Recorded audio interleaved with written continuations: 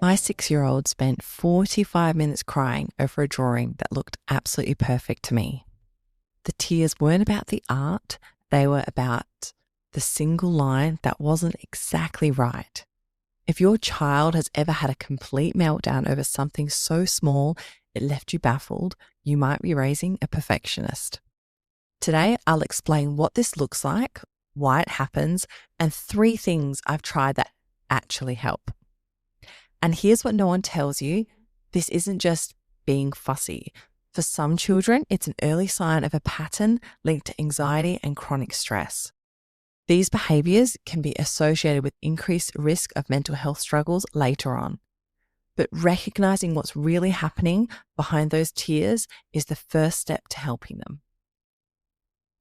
So what does this actually look like in practice? You know that moment when your child creates something beautiful, but all they can see is what's wrong with it. Last week, my eldest spent 2 hours working on a picture of our family. It was lovely.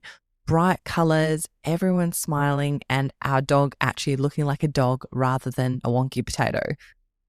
But when I asked if she wanted to show Daddy, she snatched it away and said nope, because one of the flowers in the background wasn't symmetrical.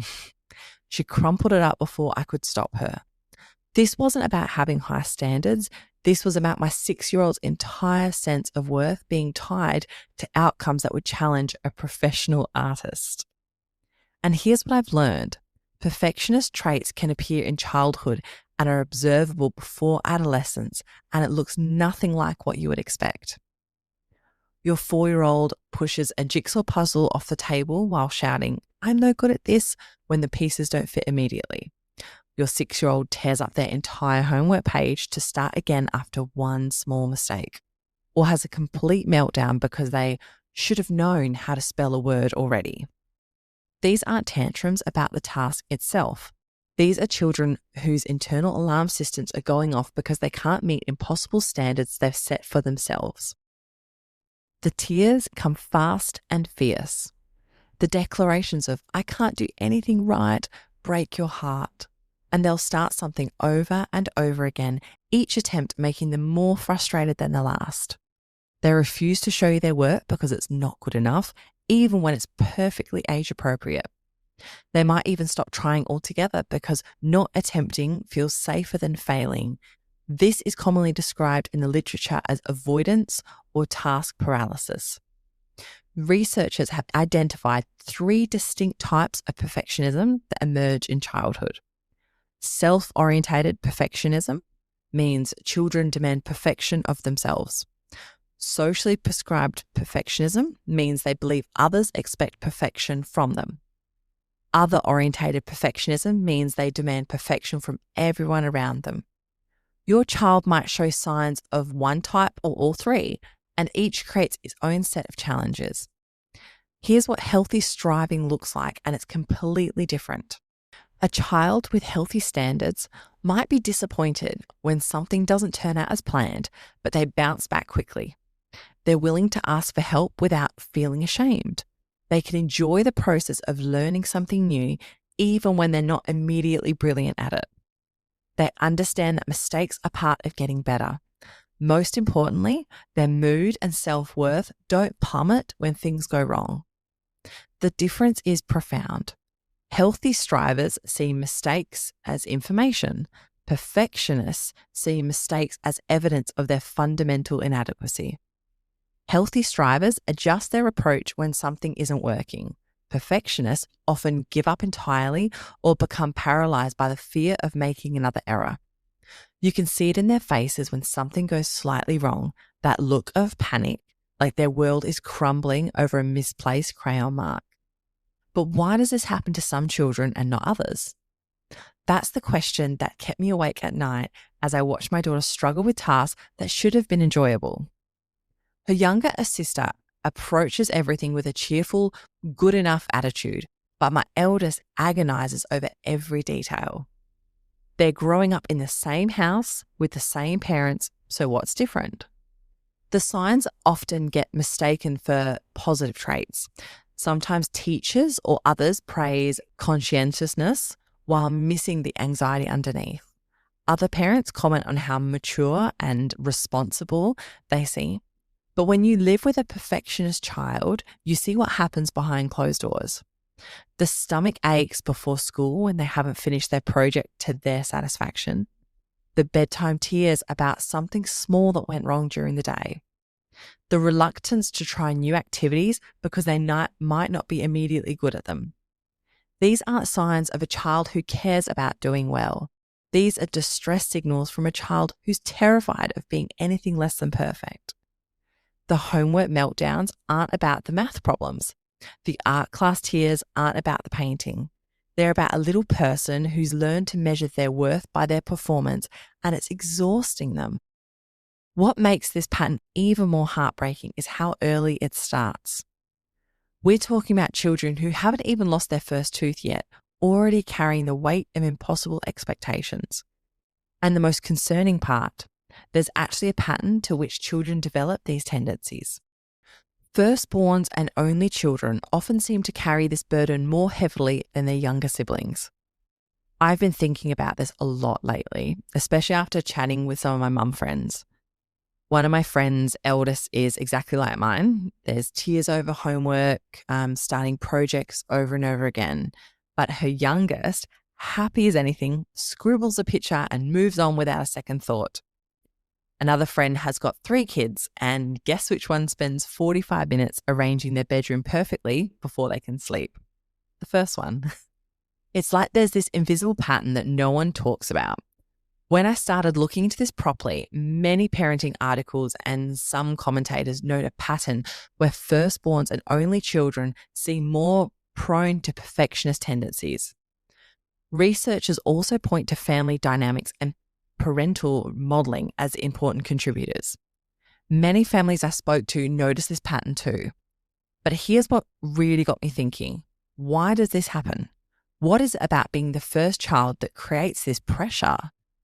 The answer hit me like a brick wall when I was watching my daughters play together.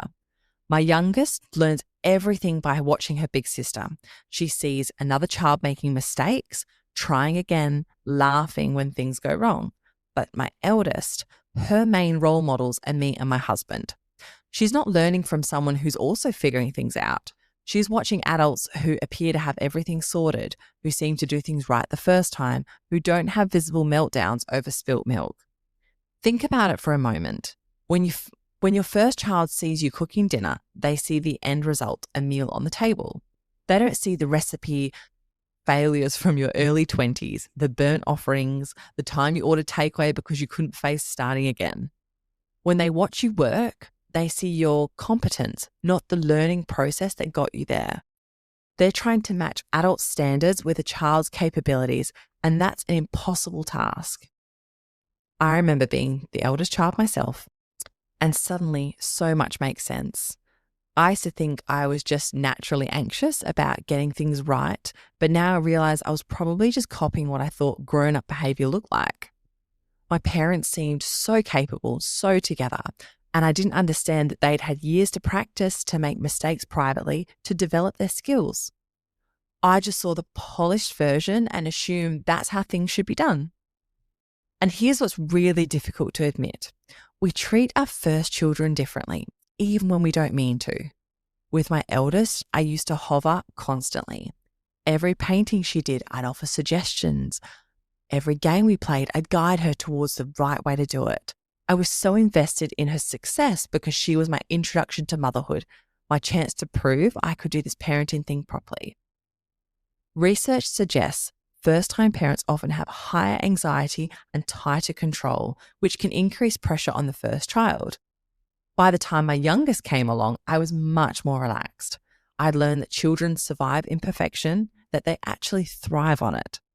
I'd stopped micromanaging every moment because honestly, I didn't have the energy with 2 kids. And you know what happened? My youngest developed this wonderful resilience, this ability to shrug off mistakes and try again without the emotional intensity that my eldest brings to everything. This trial run effect is something researchers have documented. First-time parents naturally put more pressure on themselves and their children because everything feels so significant. Every choice feels monumental. Every mistake feels like evidence of parental failure. We're learning on the job, and unfortunately, our eldest children bear the brunt of our inexperience and anxiety. I had to confront some uncomfortable truths about my own perfectionist tendencies, the way I react when I make a mistake in front of my daughters, the language I use when something doesn't go to plan, the subtle messages I was sending about what's acceptable and what isn't. Studies show mothers' perfectionism often relates to daughters' perfectionism, and authoritarian parental styles are linked with higher perfectionism in children. My eldest was picking up on all of it, absorbing my anxiety like a sponge. That the family dynamics that birth order creates are fascinating and heartbreaking at the same time. Eldest children often become little adults, taking responsibility for things that aren't theirs to carry. They feel the weight of family expectations more keenly because they're the ones parents pin their hopes on first. Later children benefit from parents who've learned to relax, who've realized that perfection isn't necessary for happiness. What struck me most was realizing that whilst my youngest learnt resilience by watching her sister recover from setbacks, my eldest never had that peer level example. She's been trying to emulate adult behavior from day one, measuring herself against standards that took us decades to achieve. They're modeling adult behavior instead of learning from peer-level siblings, and that changes everything about how they approach challenges and mistakes. But understanding why this happens is only half the battle. The real challenge comes in recognizing when these patterns are actually causing distress, because sometimes what looks like a simple tantrum is actually something much deeper. What if I told you that your child's biggest meltdowns aren't really about the thing they're crying over? Last Tuesday, my daughter had about an hour tantrum over her maths homework.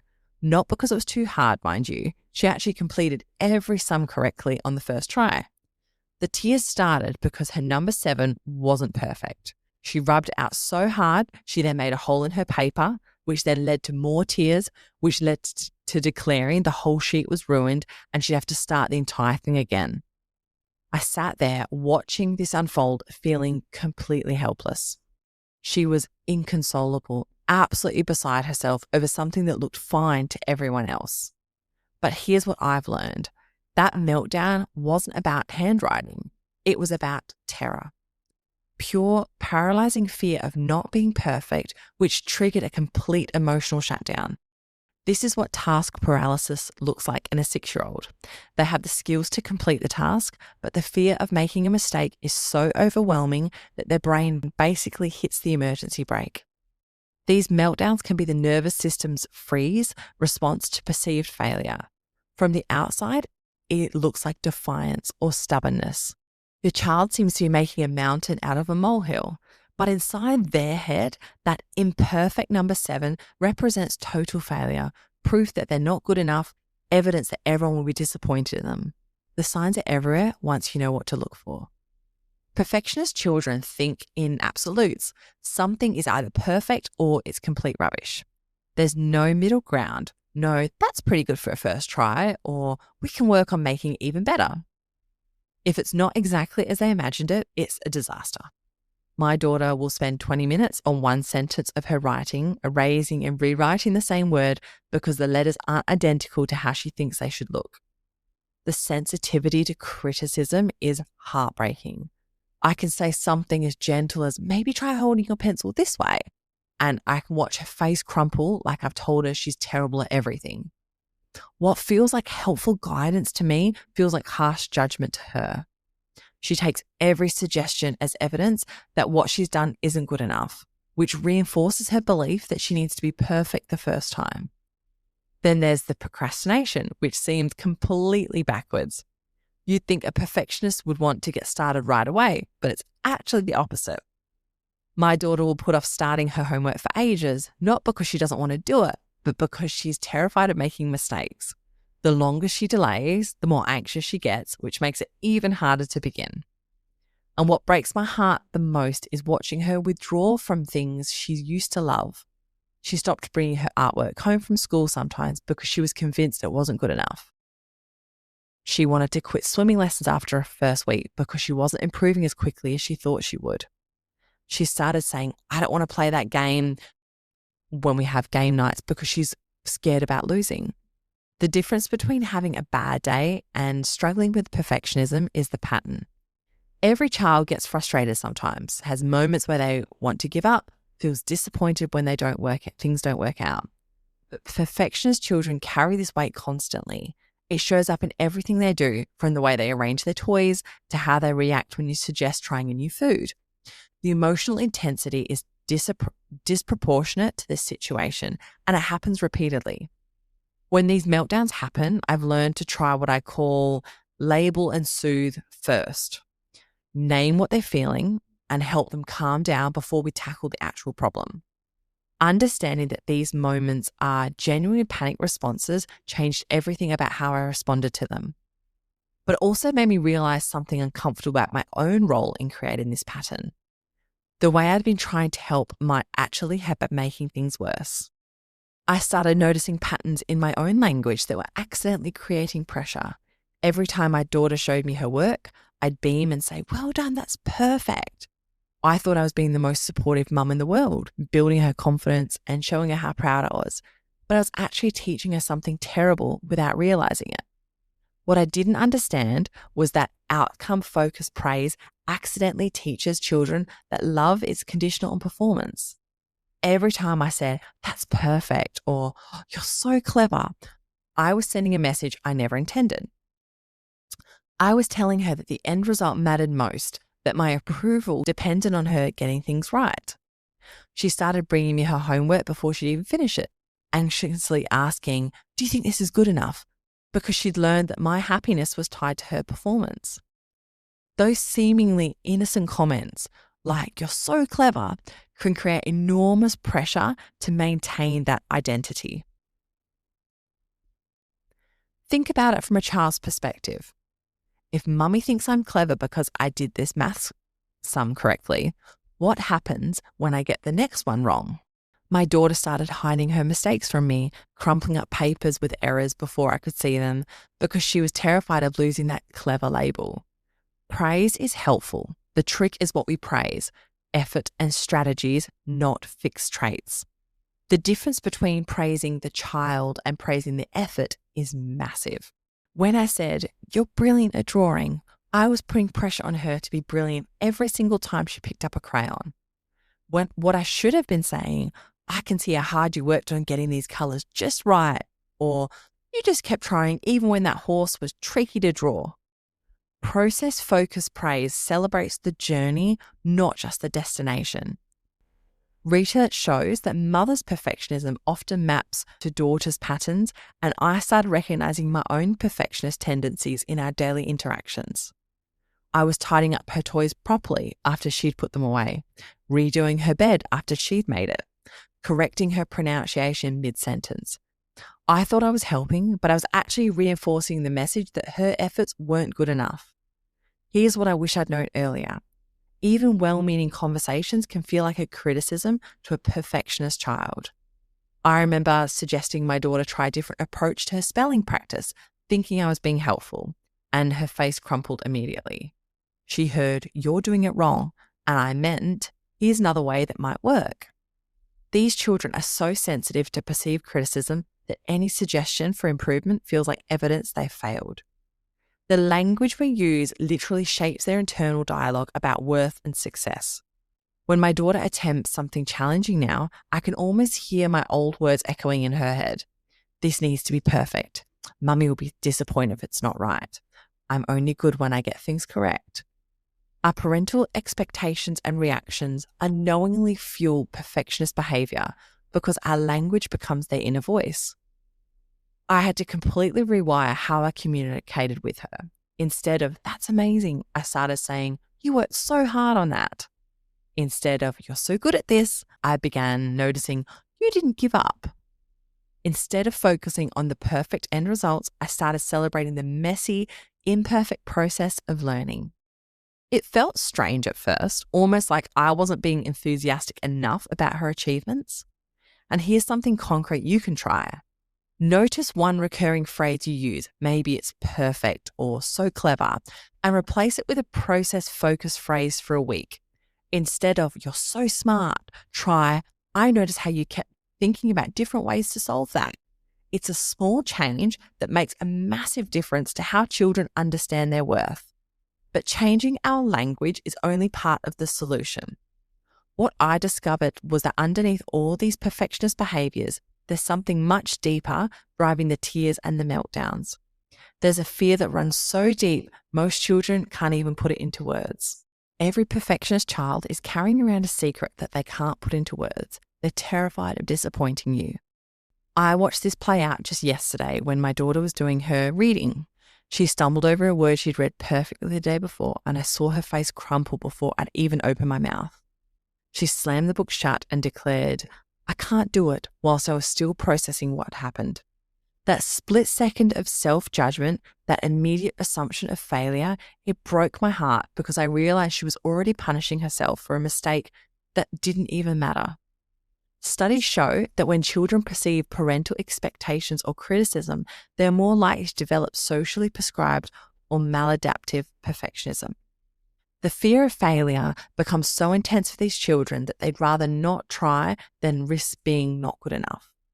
It's completely backwards from what you'd expect. You'd think a child who cares about doing well would want to practice more, attempt more things, keep pushing themselves. But the opposite happens. My daughter has stopped volunteering answers sometimes because she's worried about getting them wrong. She won't attempt the monkey bars at the playground because she might fall off. She's created this tiny, safe world where she only does things she's already mastered. The way perfectionist children think about mistakes is absolutely heartbreaking. A small error becomes proof they're terrible at everything. One wrong answer means they're bad at maths. A wonky line in their drawing means they can't do art. They take single instances and create these massive, sweeping conclusions about their abilities. My daughter misspelt one word in a story she'd written, and she was so upset, and there were so many tears, and it was sad because before that she'd done fantastic. The internal voice these children develop is harsh beyond belief. I started paying attention to what my daughter says to herself when she thinks no one's listening, and it's heartbreaking. What makes this even more complicated is how avoidance becomes their coping strategy. Instead of facing the possibility of failure, they simply just don't try.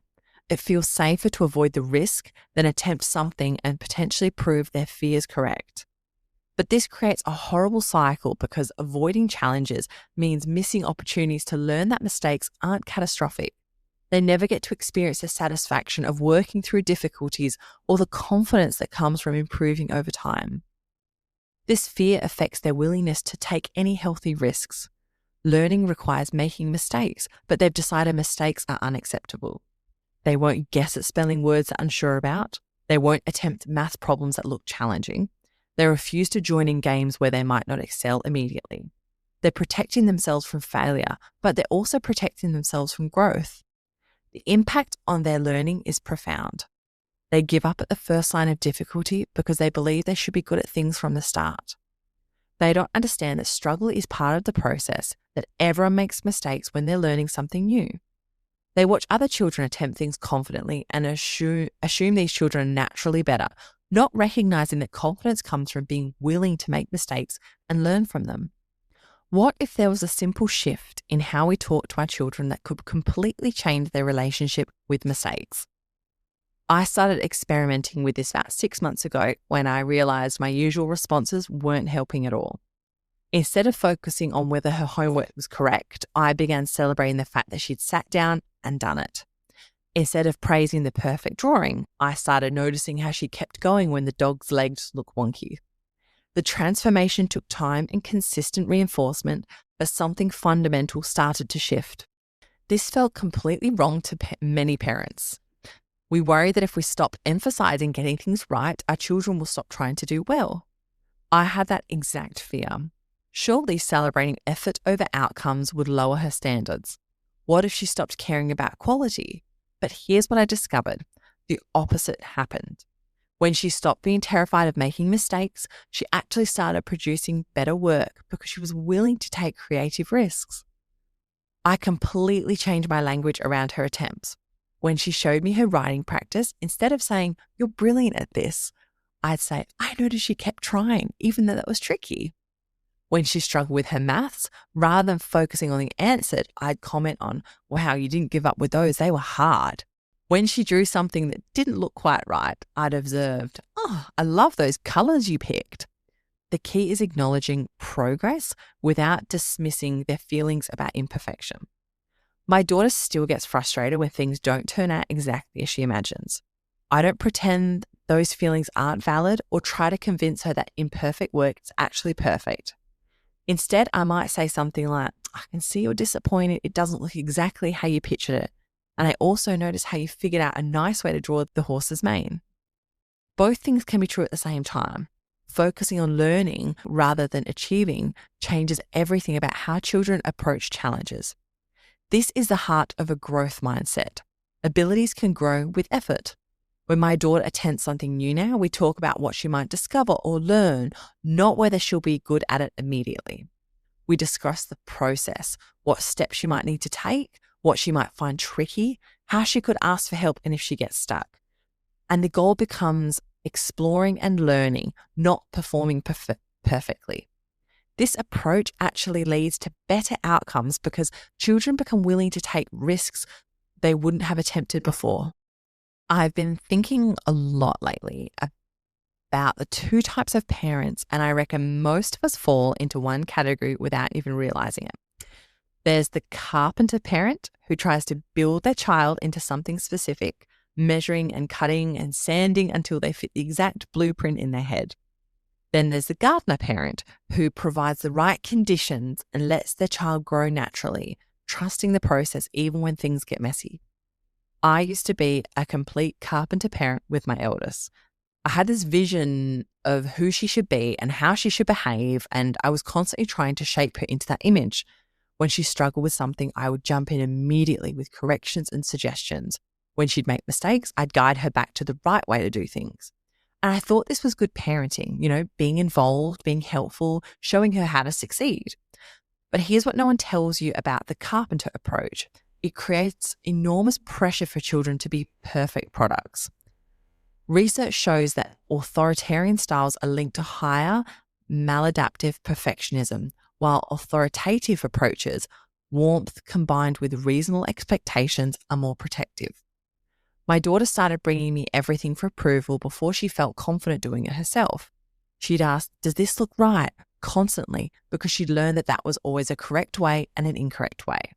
And her job was to figure out which was which. The gardener approach looks completely different in practice. Instead of trying to control every outcome, you provide the conditions your child needs to flourish. You give them love, support, boundaries, and opportunities to learn. Then you step back and trust them to grow in their own direction. This doesn't mean being passive or uninvolved. Gardens need tending, watering, and care. But you're not trying to turn a rose into a sunflower. Two concrete things gardener parents do differently. They step back during frustrating tasks and let children attempt their own solutions. And they talk through disappointments without immediately fixing the problem. When my daughter's artwork doesn't turn out how she'd imagined, I don't rush to fix it or suggest improvements. I let her sit with that disappointment, work through her feelings, and decide for herself whether she wants to try a different approach. Gardener parents model flexibility and adaptation rather than rigid adherence to plans. When our family day out gets rained off, I don't stress about ruining the perfect day. I show her how we can adapt, how we can find joy in unexpected changes, and how life doesn't just fall apart when things don't go according to plan. She watches me handle setbacks without dramatic reactions, and she's learning that imperfection is manageable. The practical examples of stepping back are harder than you think, and I'll be honest, I still get it wrong sometimes. Last week, my daughter was struggling to build something with Lego. Every instinct told me to jump in and help, to show her the way to do it, to prevent the frustration I could see building. But I stayed quiet and watched. She tried several different approaches. She got frustrated. Then she took a break. She came back with a completely different idea, and it worked brilliantly. If I'd intervened, she would have missed that entire learning process. This corrects directly to reducing the pressure that fuels perfectionist tendencies. When children know they're not being constantly evaluated and corrected, they relax. They become willing to experiment, to try things that might not work, to learn through trial and error. The fear of disappointing the adult disappears because the adult isn't trying to control the outcome. Here's something you can try at home. Next time they struggle with something, resist the urge to immediately correct or help. Name their frustration. I can see this is really annoying you. Offer one empathetic sentence, then ask, would you like help or space to try again? It takes practice, but it gives them agency over their learning process. The Gardner approach removes the pressure of being a perfect product and allows natural growth. Children learn that their worth isn't tied to their performance, that love isn't conditional on meeting specific standards, that adults trust them to figure things out. They develop internal motivation rather than constantly seeking external approval. But there's one specific technique within this Gardner approach that can completely transform how children think about their struggles. It's so simple you might dismiss it, but it has the power to rewire how they see every setback.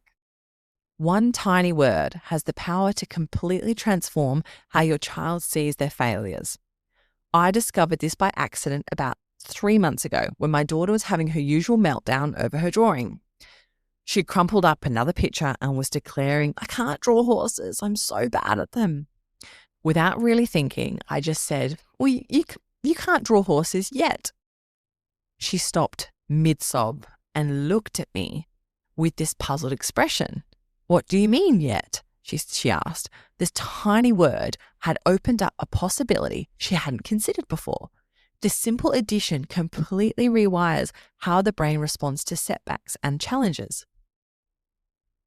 A tiny word that reframes ability as changeable rather than fixed. When my daughter says, I can't do this, she's closing a door. She's decided that her current inability is permanent. There's just how things will always be. But when she says, I can't do this yet, she's acknowledging that abilities can grow and change. She's leaving room for improvement, for learning, for getting better over time. The shift from I can't draw to I can't draw horses yet might seem small, but it changes everything about how children approach difficulties. Instead of seeing their current skill level as fixed, they start understanding that abilities develop through practice and effort. My daughter has started saying things like, I can't ride a bike yet, or I can't spell that word yet, without the usual emotional devastation that used to accompany these admissions. Yet thinking opens up possibilities rather than closing them down. When my daughter believed she was simply bad at maths, she stopped trying. Why attempt something you've already decided you're hopeless at?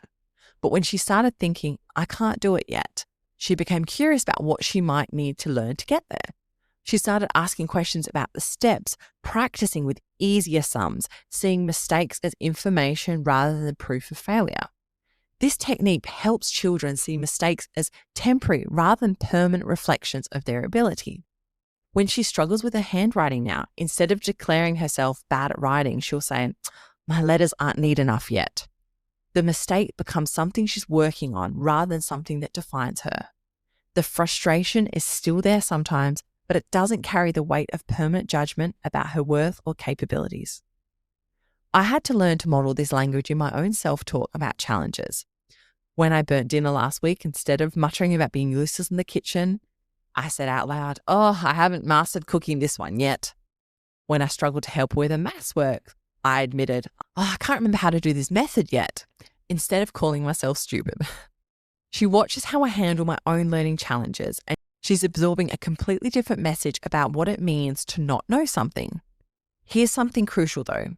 Yet isn't a magical cure if you use it as an empty platitude. It needs to be paired with practical next steps so children can see a path forward. When my daughter says, I can't draw horses yet, we might look at pictures of horses together, practice drawing simple shapes first, or break down the steps she could try. The yet creates hope, but the plan creates action. The transformation in her approach to challenges has been remarkable. She now volunteers to try things she usually would have avoided. She asks for help without the shame that used to accompany admitting she didn't know something. She's bouncing back quicker from disappointments more quickly because she understands that not being good at something right now doesn't mean she never will be. Yet thinking shifts the focus from fixed ability to ongoing potential. Instead of children categorizing themselves as either good or bad at things, they start seeing themselves as learners who are at different stages with different skills. My daughter talks about her reading level, her swimming progress, her art development as things that are growing and changing rather than fixed labels that define her. And here's something you can try right away for the next 48 hours. Notice 3 fixed statements your child makes about themselves and help them reframe those into yes statements. I'm bad at soccer becomes I haven't learned to kick accurately yet. I can't do puzzles becomes I haven't figured out any good puzzle strategies yet. It's a small shift that creates enormous possibilities. The magic isn't really in the word itself, but in the mindset it represents. Yet thinking teaches children that they're works in progress, that their brains can grow stronger through effort and practice, that today's struggles are tomorrow's breakthroughs. But even with this powerful tool, there's something even more fundamental that children need to see from us as parents. Here's the hardest part about helping a perfectionist child. You might need to examine your own relationship with being good enough. I had to face some uncomfortable truths about myself when I started really looking at what my eldest daughter was struggling so much. I realized I was a perfectionist too, and I'd been passing that anxiety down to her without even knowing it. The way I folded laundry with military precision, the stress I showed when dinner didn't turn out exactly right, the way I'd redo tasks that weren't done to my standards, she was watching all of it. Studies show mothers' perfectionism often relates to daughters' patterns through observation and imitation. The really difficult bit was admitting that my daughter's perfectionism wasn't just something she'd developed on her own. It was something I taught her through my actions, my reactions, and my own relationship with mistakes. When I burnt toast in the morning, I'd mutter about, oh, I'm so useless. When I couldn't find something I'd misplaced, I'd call myself disorganized. She was absorbing every single word, learning that adults also believe they should never make errors. Children pick up on parents' perfectionist anxiety even when we think we're hiding it brilliantly. My daughter could sense my stress when things weren't going to plan, even when I thought I was being calm about it. She noticed when I stayed up late redoing work that was completely acceptable because it wasn't how I wanted it. She watched me apologize repeatedly for tiny mistakes that nobody else had even noticed. I was modeling the exact behavior I didn't want her to develop. Modeling self-compassion became absolutely crucial for breaking these patterns in our family.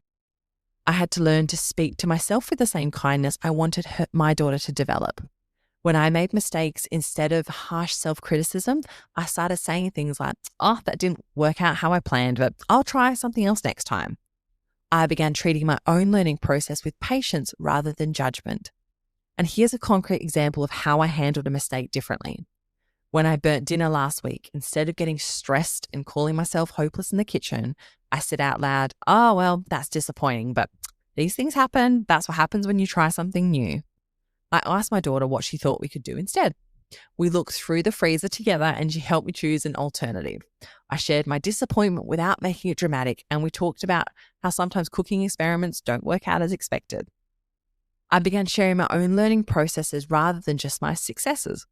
When I was trying to learn something new, I'd involve her in the struggle. I'm finding this so tricky. What do you think would help? When I made mistakes whilst learning, I would acknowledge them without the usual self-attack. Well, that didn't work. Let's try something else. She started seeing that learning involves making mistakes, and that's completely normal. Maintaining healthy standards whilst demonstrating this flexibility became a delicate balance. I didn't want to lower expectations or stop caring about quality, but I needed to show her that perfection wasn't the goal. When I was working on a project that wasn't turning out quite right, I talked through my process aloud. Well, this bit isn't exactly what I imagined, but I think it's good enough for what I need. She started hearing that good enough could actually be perfectly acceptable. The connection between my behavior and her perfectionism became crystal clear. Every time I showed her that mistakes were catastrophic, she learned to fear them. Every time I demonstrated that love and approval depended on perfect performance, she internalized that message. But every time I showed self-compassion, flexibility, and acceptance of imperfection, she learned these responses too. Creating a family environment where mistakes are part of learning required consistent effort. We developed ways of talking about errors that weren't shameful or dramatic. When she spilt something, instead of rushing to clean up perfectly, we worked together to sort it out without a fuss. When I forgot something important, I'd acknowledge it matter-of-factly rather than beating myself up about it. If your child is frequently avoiding school or withdrawing socially or has persistent physical symptoms, consider speaking to a health professional. These could be signs that perfectionist patterns are significantly impacting their well-being. The goal became showing her how to be human, not perfect. Children need to see that adults struggle too, that we don't have everything figured out, that we continue learning throughout our lives. They need to witness us handling disappointment with resilience, treating ourselves with kindness, and maintaining perspective when things don't go according to plan. Breaking this cycle means modeling the behaviors you want to see, and that journey requires patience with both your child and you. These changes transform how children see themselves and their capabilities. The goal isn't to raise children who don't care about doing well, it's to raise children who can handle not being perfect. We want them to strive and grow and challenge themselves, but without that crushing fear of making mistakes. We want them to understand that their worth isn't tied to their performance, that love isn't conditional on getting everything right. This journey takes time and patience, both with your children and yourself. You might catch yourself falling back into old patterns or praise or perfectionist reactions. And that's okay. Remember, you're learning too. Small changes create big shifts in their emotional well-being. And here's what to remember. Spot the signs, shift the praise, model the mistakes. Like I said, if you're worried about your child's well-being, speak to your GP or school for support. And remember, change is gradual, so be gentle with yourself as you navigate this together. Thank you so much for tuning into this episode of the Real Mummy podcast. Remember, every mum's journey is unique and you are doing an amazing job. Please be sure to head over to our website at www.realmummypodcast.com to stay up to date with the latest episodes and dive into our recent blog articles filled with even more wisdom and stories. We absolutely love connecting with our listeners, so don't forget to follow us on social media. You can find us on Instagram, Facebook, and Twitter at Real Mummy Podcast. Join the conversation, share your thoughts, and become part of our supportive mum community. And I'd love to hear from you. Have you got a topic you want covered? Do you have a guest you'd love to hear from? Reach out to us through our website or social media. Your input is invaluable and helps us to create the content that matters most to you. Thank you for being part of the Real Mummy podcast family. Until next time, stay strong, stay kind to yourself, and remember, you're never alone on this journey. You've got this.